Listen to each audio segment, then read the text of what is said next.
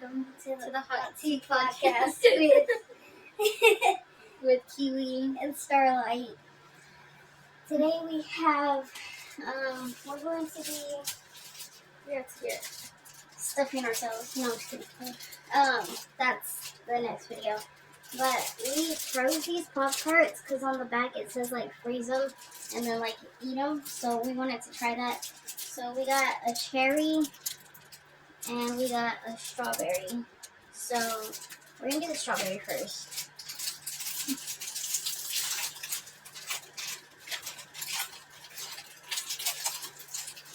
Here comes Sassy. I'm so full. Why can you eat it still? We'll just share that one. Here, break your house. Goodness, okay. Oh, Okay. alright. That's what it's giving. It's like, it was like Flimsy. yeah, like, you know when you break a Pop-Tart and it breaks automatically, like this is like real, like, bendy and stretchy. Yeah.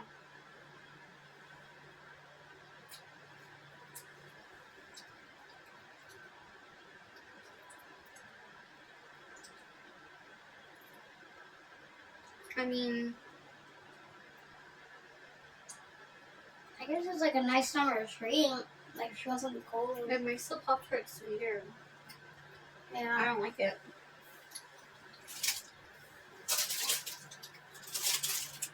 Maybe the cherry will be better. Maybe. It tasted like, Ah. I'm gonna be dramatic, but it's really sweet. I know she was like, girl, it's not that bad, but let's see if it does it. And that's what it's giving. Okay. Let's try it. Oh.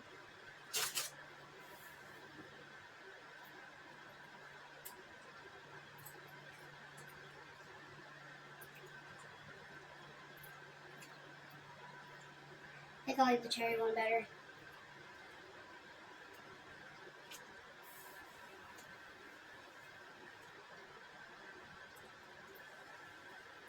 It's like a paste or something. I don't know. This one's not as bad. The other one definitely tasted more sweeter. I don't know, like, it's not really, I prefer them toasted if anything. Yeah. But, yeah, the cherry one was better. Okay. That's sad. I thought they were going to be crunchy. Like better, like ice cream kind of. No, like ice, like, you know when you freeze something and then it, like, crackles, like, it crunches. I thought this was what that was going to do. That's because it says leave it in there for 20 minutes, but we left it for like an hour at least. Okay, we're going to be moving on, guys. This is a little segment that I like to call Why I Think CPS Does More Harm Than Good. And in this first case, we're going to be talking about, her name is Peaches. So this is like a little bit of like the background. Peaches' godmother's name is Janiqua. So Peaches' godmother met her the first week of July in 2023. So she met Peaches when she was 9, and she described Peaches as creative, resilient, respectful, and admirable, beautiful, and chosen. She immediately saw her as chosen the first time she met Peaches. She knew she was something special. Peaches' family abuse. Peaches is an 11-year-old girl. Her godmother, Janiqua, first noticed that she was in danger a couple of days after she met her. She thought that it was kids in the neighborhood picking on her, so Janiqua went and talked to the kids and tried to calm the situation down. Then, after that, it kept happening, so she thought they were bullying her. Janiqua realized that Peaches was actually in danger when she witnessed how the adults in Peaches' life would talk to her. They would tell Peaches to shut up and sit down, and that she was lying. And her godmother said that nothing about Peaches gave that she was a liar. And these were Peaches' mother, her 2 cousins, and her auntie. They would even call her out her name to They would even call her out her name too. They would call her a Bicch and a Hoe. Her auntie would let her stay at her house just to tell her to get the Fuck out of her house, and at this time she was only 9 years old. This was in 2023. The CPS case of Peaches. Peaches' caseworker is Taniqua Singleton, and her supervisor is Melvin Wright. Taniqua told Janiqua, Peaches' godmother, that her supervisor was the one who said to place Peaches is back with her mother after Peaches was raped. After 4 kids broke into her house and brutally beat her up, and she had a firearm pulled on her, and this all happened while in the custody of her mom. And on top of this, all Peaches' godmother, and on top of this, all Peaches' godmother provided the CPS worker with legalized/notarized parental right relinquishments and custody agreements, and she provided her with evidence of Peaches being raped and their custody. And the CPS worker even had a one-on-one interview with Peaches for 30 to 40 minutes, but still put Peaches back in that home. And the CPS worker told Janiqua that the rapist is no longer in the home, and that they didn't have enough. They didn't know enough about the mom to take her from the home. Okay, this is the last slide. Peaches' family is upset at Janiqua, the godmother, for reporting the rape. They said that wasn't her place, and her rapist is her uncle. The family did not report the rape. Janiqua did. The caseworker, Taniqua,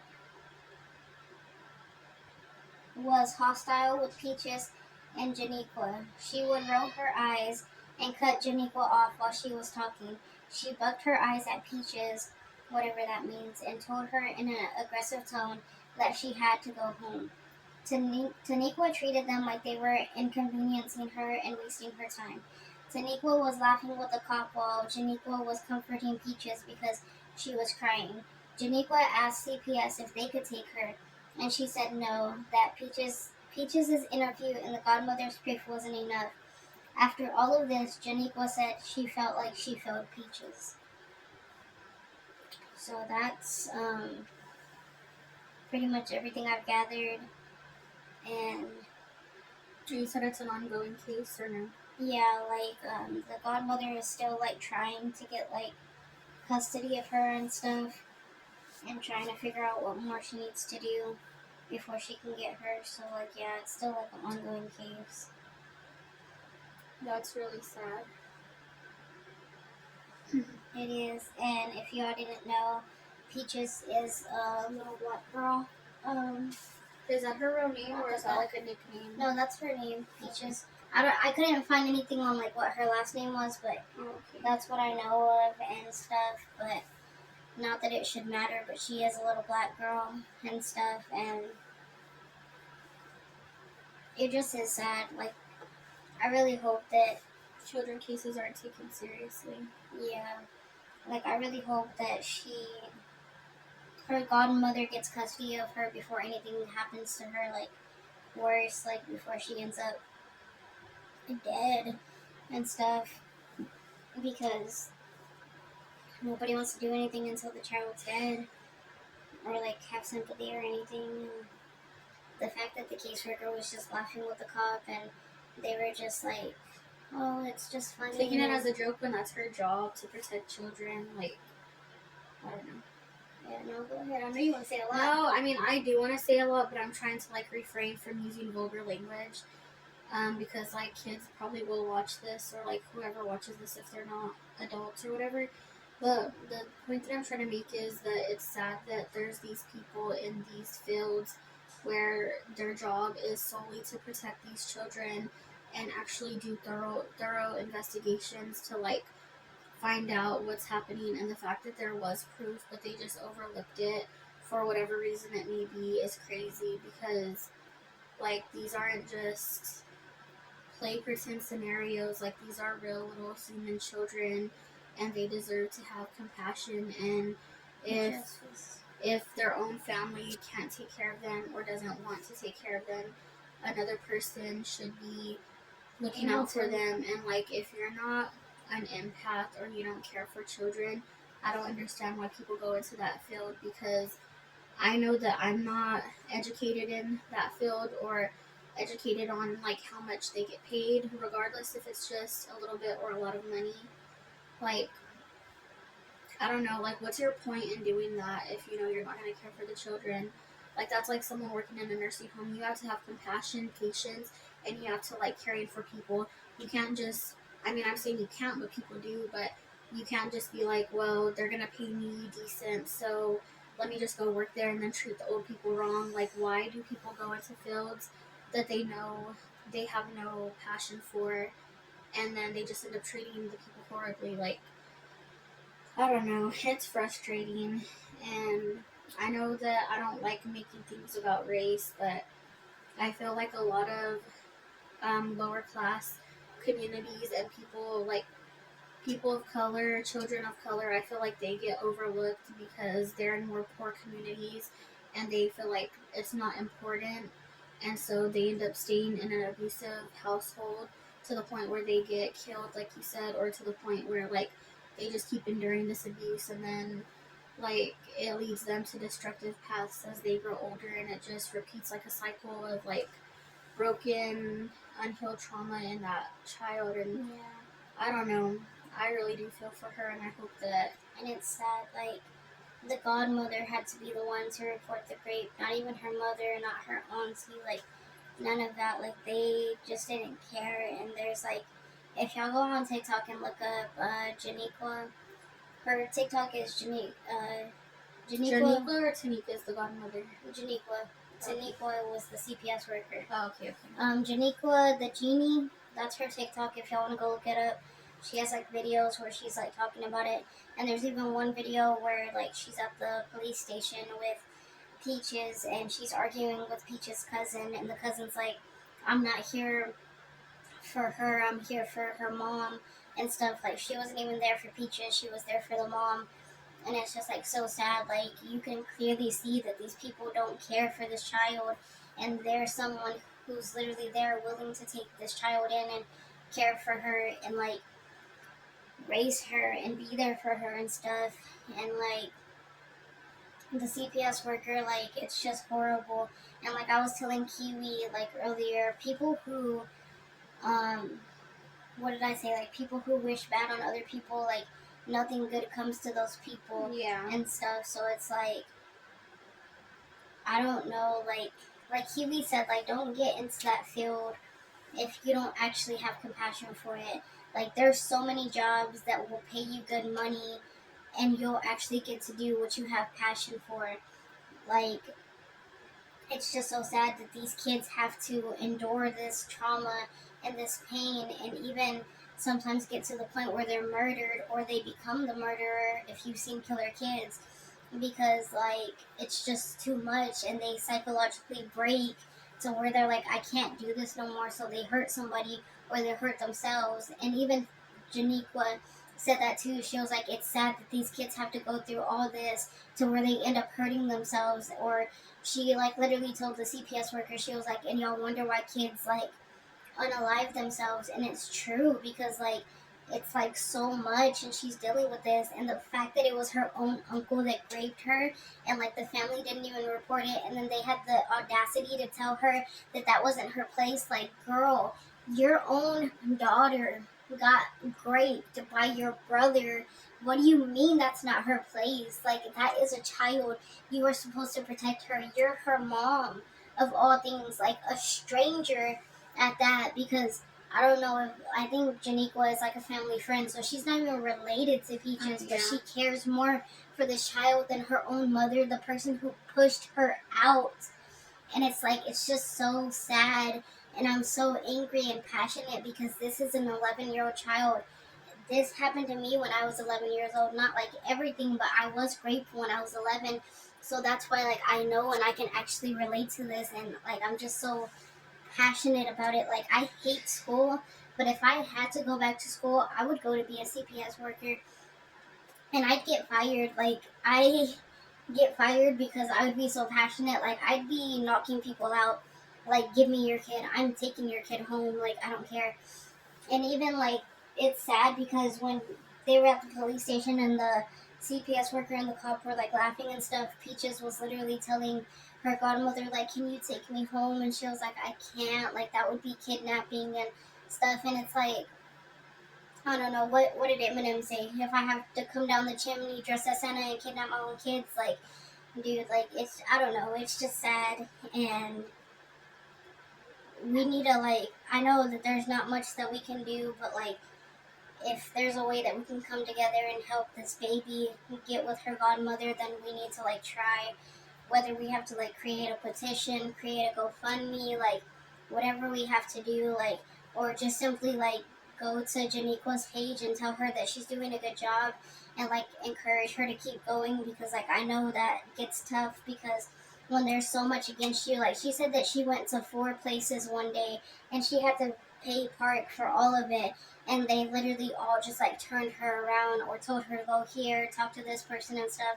So it does get discouraging, and it gets like to the point where you want to give up. But like, just like go encourage her and like tell her that she's doing a good job, and that baby needs her to not give up, because like she really does. Like, she's the only one that cares for that child, because her 2 cousins don't. Her mom doesn't, and her aunt doesn't.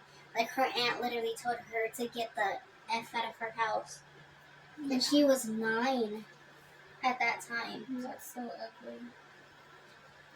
And then how the mom said that it's not her place. Like, I don't know how it is in every culture, but like with godmothers, they're either a family friend or they could be family. But godmothers are like second to the parents. Like, no, they're not the parent, but if the parents aren't there for any reason because they have to go away or like they do pass away, the godmother or the godfather takes that role to help raise their kid and take care of them. So yeah, that was her place to look after that child if you weren't going to. So she's just like, that's stupid that she said that it wasn't her place when Like, she's the godmother. you literally chose this person to be the guardian of your child if anything happened to you, but it's not her place to protect her. Like, I don't know. Like, maybe the mom's just mad that she knows that she's a horrible mother and stuff, and that she's mad that somebody actually cares for her, which is crazy. Mm-hmm. And And the saddest part about it all is that, like, I'm not really familiar with the case. I've heard it when you told me like you were doing research and stuff, but I think the saddest part about this case, like, is the fact that she herself is scared and she's told them that she doesn't want to be with her family, but they're still forcing her to.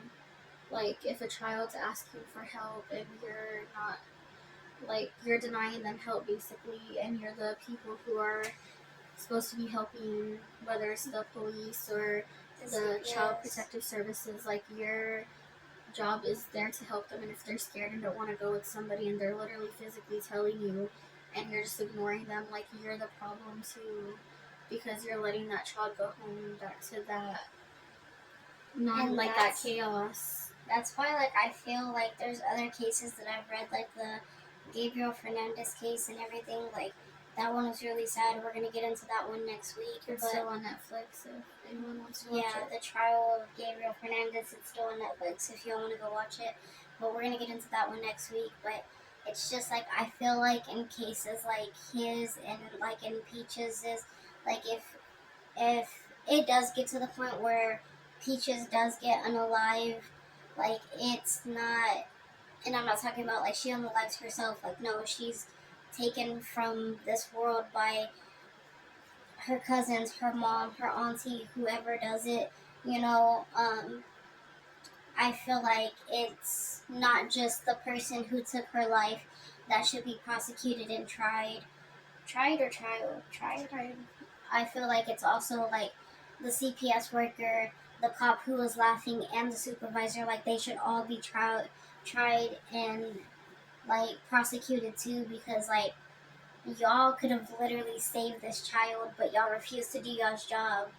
Like, and I don't know what the supervisor's reasoning was to put her back in that home, or if the CPS worker is just saying that her supervisor told her to or whatever. But like, the fact that y'all were just laughing at being so nasty to this child is crazy.